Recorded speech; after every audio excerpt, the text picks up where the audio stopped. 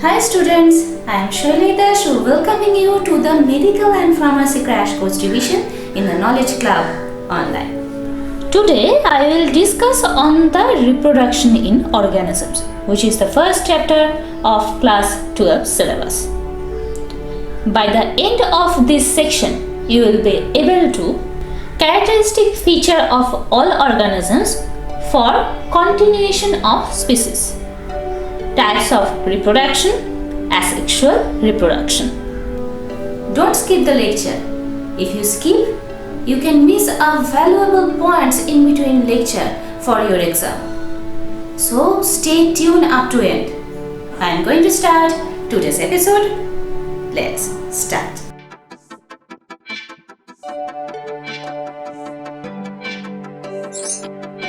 Reproduction is the ability of all living organisms to produce young ones similar to themselves in most of characters. What's the importance of reproduction? Number one, it is essential life process which not only helps in survival, also helps in continuity of the race and group immortality. Now come to the point, the types of reproduction. The living organisms reproduce in different ways on the basis of mode of reproduction and presence or absence of gametes. The reproduction is of two types, the asexual reproduction and sexual reproduction. Today we will learn on asexual reproduction only. So what is asexual reproduction? It is that type of reproduction in which there is no formation and fusion of gametes occur.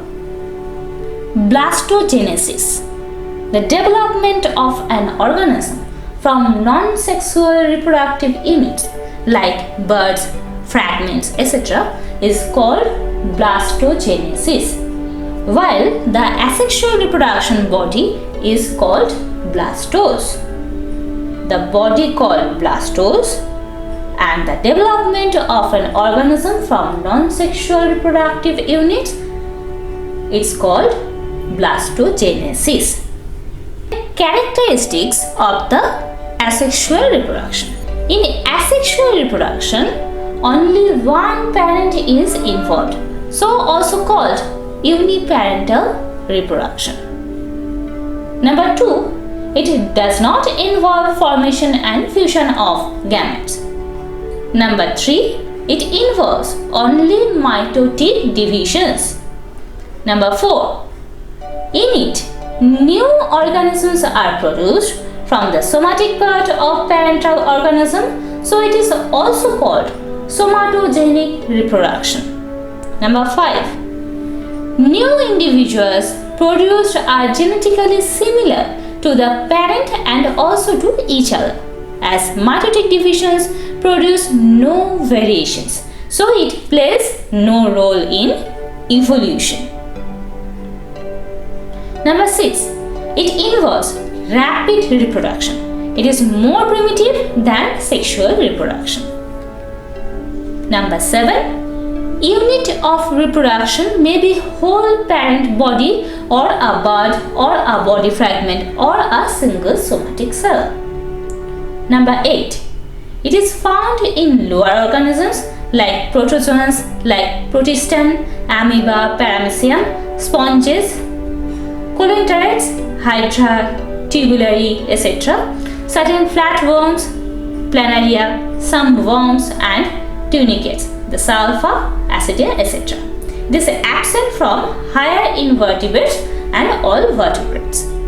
Now, what are the types of asexual reproduction? Total 7 types of asexual reproduction. Number 1, fission. Number 2, budding. Number 3, plasmotomy. Number 4, sporulation. Number 5, fragmentation. Number 6, regeneration. Number 7, vegetative propagation. Now come to the point, the number 1 type of asexual reproduction. Number 1 is the fission. It is that type of asexual reproduction in which a fully grown parental organism divides into two or more than two daughter cells. In this, the reproductive unit is whole parental body. Types of fission. On the basis of number of daughter cells produced, the fission is of two types: the binary fission and multiple fission. Binary fission.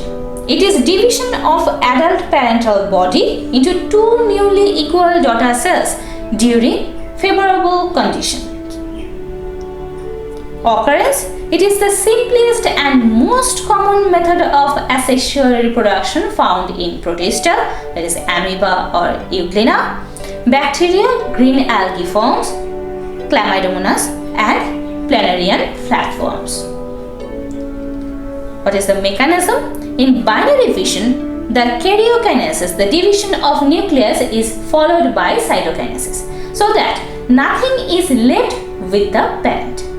Daughters feed, grow and repeat the process. The organisms undergoing binary fission are called immortal, as after binary fission nothing is left with the parental body, so there is no natural death.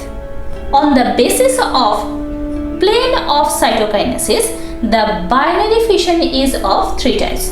Number 1, irregular or simple binary fission. Number 2, longitudinal binary fission. Number 3, transverse binary fission. Irregular or simple binary fission. Here, cytokinesis may take place along any plane, but its plane is always perpendicular to that of karyokinesis. Example is the amoeba. So, nothing is left with parental amoeba, which completely divided into daughter cells. So, it is called immortal as it suffers no natural death. Longitudinal binary fission. Here, cytokinesis takes place along longitudinal axis. Example is flagellates, the euglena. Number 3, the transverse binary fission. Here, cytokinesis takes place along transverse axis, that is in ciliate protozoans, the paramecium. Now come to the point, the multiple fission. Here, the parental body divides into many daughter cells simultaneously during the unfavorable conditions to increase the chances of survival of daughter cells. In this, the reproductive unit is whole parental body. Occurrence. The multiple fission is found in a number of organisms, that is the algae among plants, Plasmodium malarial parasite, amoeba and monocystis. Mechanism of action. During multiple fission, the nucleus of the parent divides by repeated amitosis into many nuclei. Each nucleus takes a bit of cytoplasm and forms a daughter cell. Some cytoplasm of the parental body remains unused and it's called a residual body. For example, we can see multiple fission of malarial parasites in the RBC of man. During erythrocyte schizogony in the life cycle of Plasmodium vivax, the cryptomerozoite enters the RBC, feeds on the hemoglobin and other cellular contents saprozoically and becomes fully grown and is called schizont. Then, multiple fission occurs and 12 to 24 merozoites are formed. RBC ruptures and merozoites are released, which repeat the multiple fission process. Similarly, in an encysted oocyst called sporent present on the stomach wall of a female Anopheles host, the Anopheles mosquito, the multiple fission called sporogony occurs and many sporozoites are formed. Similarly, amoeba undergoes multiple fission during unfavorable conditions in an unencysted form as well as in encysted form. In the former, daughter cells get encysted, called encystation, and are called spores. So the process is called sporulation. The cysts also help in perennation and dispersion. In the latter case, amoeba withdraws its pseudopodia and secretes a 3-layered chitinous cyst wall. It's called encystation. On the approach of favorable conditions, amoeba undergoes multiple fission and produces many small-sized amebulae or pseudopodiospores. Amebulae or pseudopodiospores. Next type of asexual reproduction is budding. Here, one or more unicellular or multicellular outgrowths called buds are formed on or inside the parental body. Mechanism of action: each multicellular outgrowth called bud enlarges, develops the parental characters, and then separates to lead an independent life. It feeds, grows, becomes an adult, and repeats the process. Occurrence: budding is found in sponges, the Scypha, Corynthaetes, the Hydra, Annelids, the Psyllis, and Tunicates, the Sulfa, among animals. Among fungi, it is found in yeast. In Hydra and Scypha, the budding is exogenous, as the bud is formed on the outer surface of parental body. That's why it's called exogenous. While in Spongilla, a freshwater sponge, the budding is endogenous, as a number of buds called gemmules are formed inside the parental body. Each gemmule or spongilla is a mass of undifferentiated cells called archaeocytes, surrounded by a protective coat of amphidisc spicules. Gemmule helps in perennation and dispersion. During favorable conditions, archaeocytes come out of gemmule through micropyle and form a new sponge. In Scypha, the exogenous buds remain attached to the parental body and may develop secondary buds to form a kind of colony. So, what are the differences between binary and multiple fission? In binary fission, the parent divides in 2 daughters. In multiple fission, parent divides in many daughters. In binary fission, the time of formation during favorable condition, but in multiple fission during unfavorable conditions. In binary fission, fate of parent, nothing is left with parent. The cytoplasm, the nothing is left. But in multiple fission, the residual cytoplasm is left, which called the residual body.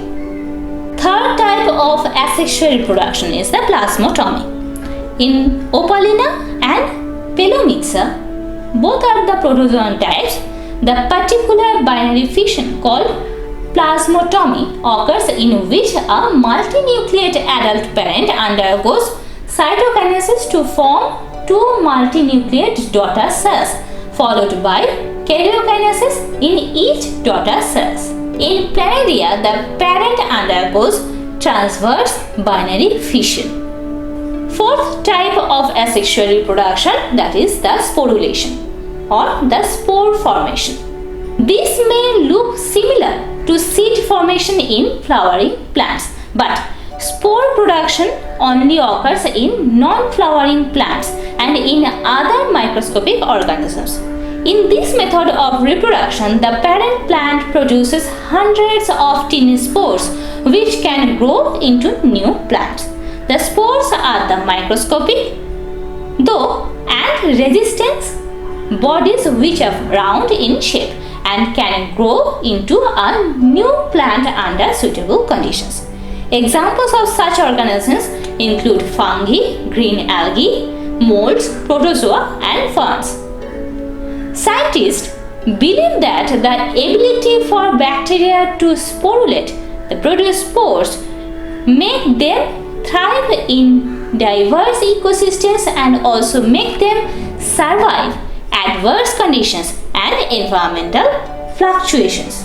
The term sporulation is often used to mean the production of spores by bacteria when conditions are harsh. Such spores can remain dormant until conditions are favorable. In Rhizopus, numerous spores are produced within sacs called sporangia. The sporangia are knob-like structures which are present at the top of the thread-like structures called hyphae. When these sporangia burst, the spores are scattered by rain, wind or insects and under suitable conditions develop into a new rhizopus plant when they fall on a suitable substance like bread. Fifth type of asexual reproduction is the fragmentation. It is that type of asexual reproduction in which the parental body breaks into two or more fragments either by wave action, that is the sponges, or by death and decay of old parts. Each body fragment develops into an organism. It is found in some flatworms, the Microstoma, sea anemones, Ammo, Coleothrax and Echinoderms. In starfish, even one arm with a part of a central disc can develop into a whole animal. Advantage of the fragmentation: there is no need of sexual partners and rapid rate of reproduction. The disadvantage: no chance of new combinations of genes and variations, so individuals may not be able to adapt to a changing environment. It generally leads to overcrowding and struggles for existence. Sixth type of asexual reproduction, that is the regeneration. Regeneration may be defined as the ability of an organism to grow its lost parts. This method of asexual reproduction is found in protozoa, sponges, hydra, earthworms and starfish. Last type of asexual reproduction, that is the vegetative propagation. Then what is the vegetative propagation? New plants can be produced from vegetative structures such as the roots, stems and leaves of some plants. The process can be natural or artificial. The roots. Some roots, such as those of sweet potato, begonia and dahlia, have swollen roots that serve as storage structures. Tubers can develop into new plants that have identical genetic makeup as the parents. Tubers with buds at the base of the stems can also be separated and new plants produced from them. Stems. In many plants, the stems have buds on them. Onions, daffodils and strawberries have stems that can start new offsprings. Types of stems that can reproduce include runners, bulbs, rhizomes, cones, tubers, suckers. Stem runners in vegetative propagation. Some plants such as strawberry have long stems that grow along the cell's surface. They have buds on them. Advantages: roots that appear on stems and leaves on plants. Roots appear at the nodes where the buds are. When the nodes touch the soil, new shoots begin that grow into new plants. The runner continues to grow new stems and keeps running. Rhizomes in vegetative propagation. Rhizomes are segmented, fleshy underground stems. They serve as storage and reproductive structures. Great examples include canna lilies, beard iris, ginger and bamboo.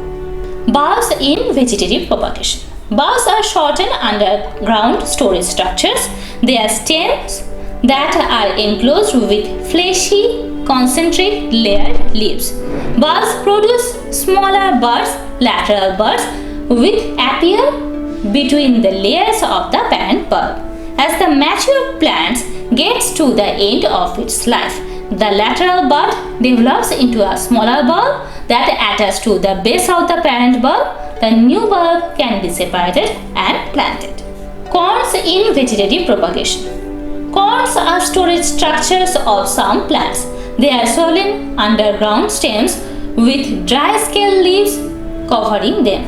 In favorable conditions, they grow in size and can remain dormant in adverse conditions. Corns can be cut into pieces and each piece planted to produce a new plant. The daughter corns that grow on mature corns are called cornels. Cornels can also be separated and planted. Corns are different from bulbs in when cut open. They are solid and not layered like that of bulbs. Gladiolus and crocus are great examples of plants with corns. Stem tubers in vegetative propagation.